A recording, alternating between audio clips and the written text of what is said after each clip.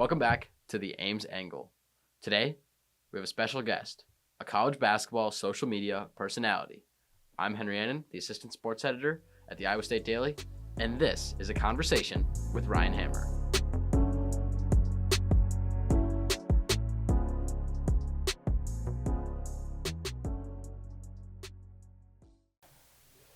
Perfect. How have you been since you left Ames? I'm good, man. I'm good. What about you? I hear you guys got snow now, all of a sudden. We got a bunch of snow. I was in Florida for a few days and then I came back this morning. Nice. But yeah, well, I don't want to take up too much of your time, so are you ready? Yeah, I'm good. Let's do it. Okay. So, Ryan, thank you for spending time with us. Now, we wanted to start by talking about your role as an influencer on social media covering college basketball. And it's different than just a traditional member of the media like we are. So, what do you see your role as, and how do you think that adds to the scheme of college basketball? Yeah, it's a good question. I've been thinking about it more over the last few months, obviously, as I've gone full time and started to become more understanding and aware of my surroundings. I just think every sport has things change over time. Sport in all of life, right? All walks of life, but in sports media specifically, uh, the things change in terms of the medium that people are on, where they're consuming it, how they're consuming it, and the younger audience that's becoming the prime target audience for the premier growth of every single sport is around my age and people similar to me in the younger audience, obviously.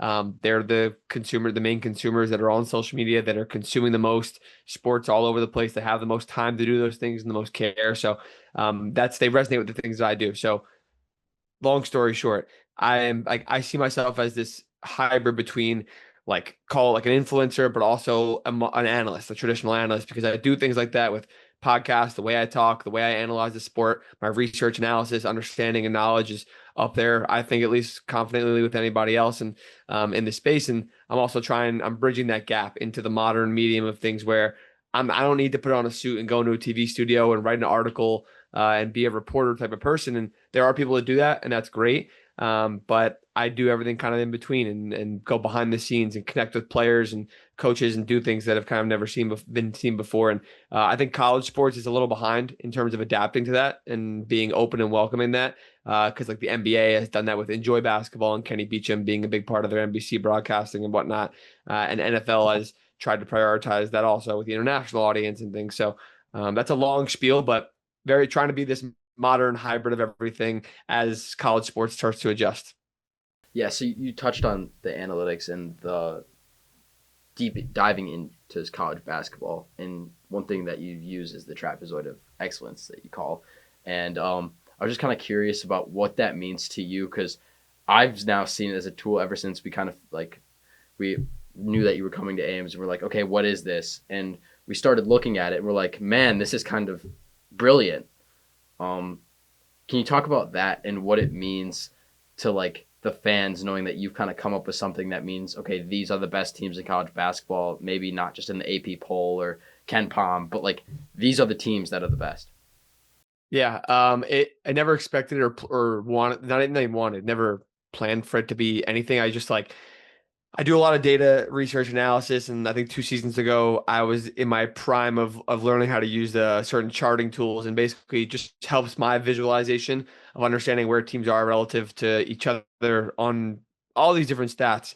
And I learned about the pace thing. I was just literally just one night just digging into different teams and realizing the difference in pace and kind of how teams can win the national championship. But yeah, people have fallen in love with it because there's historical proof it works almost every year. It'll obviously the national champions in there every year. So if that keeps holding, then obviously that's ideal. That's the whole point of it. But it's cool. It's very cool to see people just care about that so much. Some people know what that is. They don't even know who I am, which is fine. That's okay. And people don't believe me sometimes when they realize that. And I'm like, yeah, no, I made that. Like you made it. I'm like, yeah, I promise. But it's cool. It's great. And people think that it's my personal rankings of things sometimes. They're like, yo, why do you have this team here? I'm like, my brother, I just I put the numbers in and the computer spits it out. I don't do anything about that. So Yeah.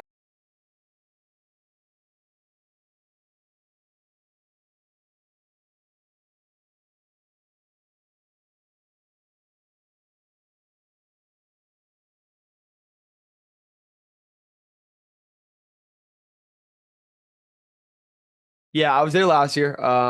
I linked with Curtis Jones last year and some of the staff, and that was my first time out there. It was good. It helped me meet everybody in the staff and know everybody, but also be accustomed to Ames and how things kind of work there. So and then I had seen them in Vegas. I saw them at Purdue also when I went to that game. So like, and through social media, we've just become so tapped in with each other. So it was a very comfortable trip for me where most places are there's unknown. I don't know everybody, the media people, the staff, the coaches, the player, like things like that. Me and Taman and Milan did a little podcasting in Vegas. Like I've talked to Ryan Workman, who's the SID for the team, and Coach Otzer I met at Purdue and all these different things. Like it was a very comfortable trip for me. I literally was supposed to go with Home Field. We went with Home Field, the t-shirt, the apparel brand, and I just literally texted the people I know on staff like, "Hey, I'm coming out. Can we set X, Y, and Z up?" And it was very easy. Milan and Taman were super down for it, obviously, because we know each other well, and it was pretty seamless, and we had all access that we needed to. So Yeah, you talked about like not personal rankings with the trapezoid, but where does Hilton Coliseum kind of rank on your? I've been to a bunch of different venues across the country: Kohl Center in Madison, Mackey Arena, and Allen Fieldhouse. But like, where does Hilton Coliseum on your personal ranking? Where does it stand? yeah, I mean, it's a special place in my heart for sure. And there's the rumors, not rumors. It's like the magic going around of I've seen them play 7 times. They've won 7 times when I've watched them. 3 of those games in that building, all versus top 10 and top 5 teams. One of them was number 2 at the time. So like, it is wild. So it has a special place. But out of the places I've been to, it's tied for number 2 for me with Mackey behind Marriott Center at BYU. I like to take in like all things of where the building is, how nice the arena is, the little bit of tradition and songs and crowd environment and everything. But Hilton's right there, number 2 with Mackey for now. I have not been to Kansas, Michigan State, Gonzaga, Duke, and a few more big ones, but I've been to a lot of places. I've been to Wisconsin, I've been to Carolina, I've been to Baylor, I've been out to a couple of Utah schools and all over the Northeast. So I've been to a decent amount, at least to say that it's up there with the best. Yeah. So you talked about diving full time into social media. What was it like for you? Maybe what did you do before that, and what kind of was the moment that you were like, okay, maybe I can do full time in this profession? Yeah, I went full time September before the season, and I kind of knew it was to happen. I worked a couple of different corporate jobs. I worked for FanDuel actually. No reason I can't share that. I worked there for about 5.5 years.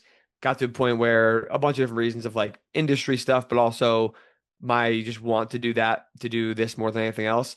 And I was doing this on the side together for 3.5, 4 years, and so I was like, I need to just dive full in. I'm making being financially sustainable and just being able to live my life in the short term was important. Obviously, I have a house, like I got dogs, my wife and I have like bills to pay and whatnot. But I thought to myself, hey, like if I can take care of myself in the short term, it'll pay off long term if things go well. And I said, why not take the chance now? I'm never going to have the opportunity to do this if I don't do it now. So dove full in, and it's been awesome. I learned some great things through corporate world and whatever, but I've told my parents since I was super young, I was never kind of made for that kind of stuff. So it's been super fun, and it's been I've been super grateful for this because I never thought this would be my life. Yeah, and working in social media and in sports too. Yeah, what were those experiences that maybe kind of like how did your career start in the social media, and then how did it work kind of forward? Yeah, I was posting stuff when I was living with my parents during the pandemic back in 2021-ish. I probably started like late 2021, literally like really bad quality TikToks and whatnot. And I've always been a sports nerd, basketball nerd, analytical person, statistical guy. I've always been the March Madness person, like doing the brackets, doing the extra research, understanding the sport of college basketball and kind of the truth behind everything for years before I ever did any of this. So that stuff. But when I officially started it, I knew I had a good basis of knowledge that most people don't when they start at that point, I think.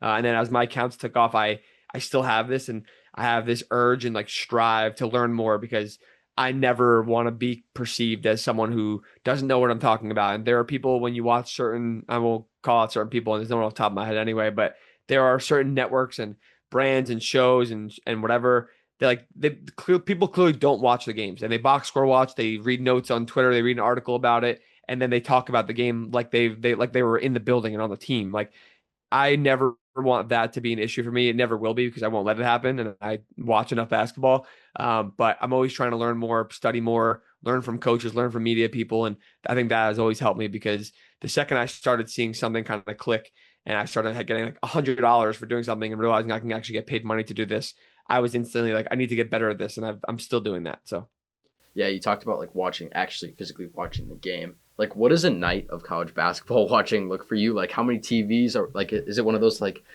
crazy March Madness setups in your house that all people have with TVs, or what is it like? no, not yet. I think is my like not yet. It will be at some point. I think. I mean, this room that I'm in is you can't see it all, obviously, but um, I'll probably figure something out of where to put screens, like little screens and whatnot, because I don't have. I need to be more flexible in here. Usually on a normal night, like tonight's only like a couple games, but like on a Tuesday or Wednesday night in conference play, I'll usually just put a game on my TV and then a game on my computer on the side. If I have to bring up my phone or flip back and forth on the TV between channels and timeouts, I'll do that. But I usually am a two screen person during the most of the season, but it's about to be March next week when conference tournaments start. I start to split screen. I start to bring up extra things and use dual monitors and stuff like that to make sure I never go over four. I've never gone over four, and I don't plan on doing that. Okay, so now switching gears. I think when I first knew who you were, it was Players Era. I was watching the Players Era from my house, and that's kind of when I like figured out. I'm like, oh, this guy's kind of like a genius. Like I figured out the trapezoid and everything. Um, what was the Players Era tournament like? And I'm in favor of the whole format. I think it's a great little thing that goes on early, big games. But what do you think could change in the format, and what was the experience like being in Vegas?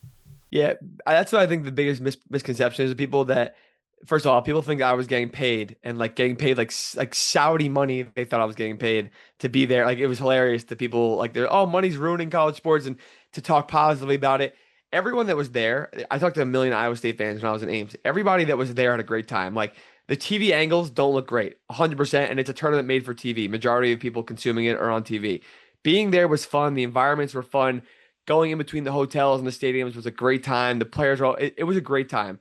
I definitely had a better experience of it and better access of it than majority of people, fully aware of that. But it was fun. At the same time, they also do need to fix things, and I actually do love that they are aware of that. I also didn't realize like the ads on the court were too much on the TV angle. I didn't see the TV angle. I'm like my eyes are up above the floor, not looking at the floor. Like it's different when you're there, obviously. So I get that part. The bracket format, Iowa State didn't get to play for money, and they went 3-0 is crazy. So I know they're fixing that next year. I'm involved in that process also with exactly how that's going to look. So I'm doing my best to try to help them out and just be like a connection, a middle guy between the fans and what the fans actually want, because we can't have what we had this year. It was a good test. There were some positives. I understand there were a lot of perceived negatives that are definitely very valid. So they will change some of it next year, and we'll kind of see where it goes to. You said you're involved in that process. What does that really entail like from you? Is there a board? Is there kind of a committee that handles the tournament? And what are they, you said they're going to fix it. What are those changes maybe going to look like? Yeah, I don't know exactly. So the board itself, I don't know what it's. I'm not sure yet. They probably will have something. I'm not any formal position, whatever. I was just working with them last year. I was there. We met it like we all met each other. I know them. I know the people that run the tournament, that founded the tournament. And I just have offered my assistance because I know like people are mad. They want to abolish the players era. The players era is not going anywhere. It is not. So because of that, I want to make it as good for the fans as possible. Like I'm a fan first of the sport, so I want to make it the best thing that we possibly can. And right now, it's an informal process. I imagine the off season and it'll look a little different, but right now there's not much, and I don't want to share too many perspective changes. I know they don't have anything locked in anyway. I know there's 32 teams.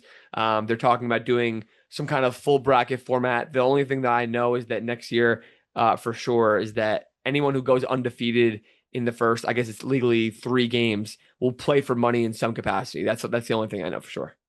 Yeah, and the players era thing, I think it's a great thing. It's an opportunity that maybe those other tournaments, maybe like the Maui Invitational, Battle for Atlantis, kind of things like events like those, kind of were kind of losing their power in college basketball. And I think the players era did a great thing in revamping, allowing the student athletes to play for money. But I kind of see it as like an NBA Cup, maybe a NBA Cup kind of style thing, where maybe, do you think there's a chance maybe all the players era games may not be played in Vegas and maybe playing some games on home courts before the bracket play might start in Vegas? Probably not because like they can only legally put so many games inside of an MTE technically. So if they count towards an MTE, and then there's all these site like game site and media thing deals that have to go with it. So I think it sounds awesome, right? It sounds great. It's kind of like I call the Champions League like in soccer, like the Champions League of college basketball. But I don't think they'll ever go to home and away or campus stuff like that. It'd be cool. It'd be super interesting, and it would throw a good wrinkle into it. It would just be a lot of uncertainty that you wouldn't be able to reasonably like logistically schedule for, I think, because you can only do so much with MTs in the sport right now. Yeah, and moving forward with the players era right now, they're going to, I think it was 32 teams. Do you see another players era type tournament popping up in college basketball? And if it does it make the game better, or does it maybe take away from what the players era is? They're trying to do this Dubai tournament or something like that. I don't know how that's gonna go. I don't really anticipate that. I don't know. I don't know how that's gonna go either. I'm sure there will be something pop up, or maybe one of the current tournaments kind of changes and someone adds some crazy financial backing into Maui or Battle for Atlantis or something that kind of makes it this other competitive tournament. If they're gonna do 32 teams, they already have an agreement for X amount of years, whatever it is, with certain schools, with the Big 12 to have their top program. Like they're they're locking in some of the best teams in the country for the next 4 or 5 years minimum, and that's so realistically, no other tournament is going to want, no one's going to want to put so much money into another tournament because they can't get the top echelon of teams are already taken. They're already committed to players there. So it makes the pool of teams even less. There are a lot of still good teams out there that they can get. Like people will complain about the Maui thing. I'm like, players that are ruining Maui absolutely affects it without a doubt. But there were only 18 teams there last year. There were 30 other really good programs, and none of them really went to Maui because it costs money to go to Maui, and it costs a lot of money to go to Maui, where you could go to Florida, where Florida was playing locally, and Bahamas is a cheaper trip also, and all these different places where Purdue and Texas Tech were playing, and Memphis and Wake in that one. And there are other places and other teams, but it's tough. I love Maui, and it's classic touch. Like I grew up watching that kind of stuff. We all did, but they need to adapt. It's sad, but it's just the truth of it. So. Yeah, and with events like Players Era, kind of allowing fans a chance to get that March Madness feeling early in the year with competitive tournaments. Do you think the college basketball season is too long? Are there too many tune-up games leading up to conference play? I don't know. I feel like no, but it's a really long season. It's not like baseball long, but it's really, really long. I would say no, it's not too long. I haven't really thought about it, but off the top of my head, like I don't think it's too long. I think there's the MTEs, the non-con slate. There's not there's enough obviously to get everything you need for your resume to play all these different types of teams, but like real the season needs to be long, I think, because this as the sport changes towards less roster continuity and more new players in the portal and freshmen and kind of guys bouncing all over, which is again the sad truth, and we have accepted at this point. Like teams need time to get fully adjusted, so they're never going to cut the season anyway. Like they would never do that. They're going to lose out on all this money and stuff and all these things happening, obviously. I'd say it's at the right point. It's definitely a long season. It's grueling. There are injuries like we're seeing now that are wear and tear related and later in the year. And it just kind of is what it is. It sucks. Yeah. And talking about the length of the season and injuries, with the season right now and superstar players, maybe we're seeing kind of a load management type thing down in Kansas. What do you think? Not that situation specifically, but what do you think the game of college basketball has turned into, and is it trending in the right direction? Yeah, I think it is overall. Like this is the whole thing with NIL and everything, where there's so much positive with NIL that no one talks about, and the basis of it is good, but the negative always gets the storylines, and that's the reality in the news cycle everywhere, not just sports and college sports, but negativity in news always outweighs positivity in terms of engagement and interest from people, which is sad. And again, it is what it is. But I think overall, it's just going to take a long time to regulate things, regulate eligibility rules and NIL restrictions and cap max and minimums and et cetera. Listen, there are so many things that are wrong with college basketball and college sports that need to be fixed, and some of them might never be fully fixed, and might get to a point where it's just like, all right, well, this kind of is what it is, and the eligibility part I think is definitely a part of that, a piece of that right now. But I still have some kind of hope that things will get to a point because this is the best quality of college basketball I've ever seen. There's the talent pool of players is better than it's ever been, partially because they're letting so many players come play, obviously from G League and internationally and all, and but also because the freshman class is just so good. So NIL, the Darren Peterson thing is a one-off situation for the record too. Like I do think NIL is increasing player entitlement. That's what happened in the NBA where the players are we're not getting paid what they are, and we're not being so player by player focused 20, 30 years ago, right? In the 80s and 90s. And now that they have been in through the 2000s and 2010s and 2020s, the players have become entitled sounds bad, but more important, right? They're more important to a franchise because they're getting paid so much money. There's only 5 of them on a court at a time versus 11 or 22 on a football roster or a football field and 52 on a roster. So the players are more well known. They don't have helmets on also. You can see them. You learn more about them. And that's happening in college basketball right now. And it's an adjustment period where you're going to have guys prioritize their long-term money. And that happens in the NBA, obviously, also. And those things will happen. It doesn't mean that we're going to hit a place where we're going to be the NBA. That'll never happen. They're very, very different sports and landscapes and fan bases and whatnot. But it's an interesting shift. Okay. The committee just released their top 16 teams a few days ago. What did you see from that top 16? Iowa State was a 1 seed. They put them in at number 4. Ken Pom disagreed. Now the AP poll shifted today to put Iowa State at number 4 after a loss at BYU. What are you kind of seeing the dynamic between Ken Pom, AP poll, the committee, and the Trapezoid of Excellence? Yeah, I mean, there's similarities and differences all over the place. The trapezoid and Ken Palm are both analytically based. Obviously, they're analytical site and analytical theory and chart. So those will be very hand in hand for the most part. The AP poll is the AP poll. Some of those voters have no idea what they're doing. I kind of take it with a grain of salt, and it's just like is what it is. I don't think the AP poll is that bad today, actually, for the record. So it's really not the end of the world. But you ask anybody that is in the AP poll, they want to be ranked, especially if you're a team that doesn't usually get ranked. So it's good for the small schools. It's good for Miami, Ohio to have that next to their name, and it's good for St. Louis to have that next to their name. But if you go ask Kansas and Duke and Illinois, they don't care. Like they don't care if they're 1 or they don't care if they're 9. They care more about analytical rankings. They care more about their statistical profile and the goals they're trying to hit and their style of play. So the analytical piece is much more important than the AP poll.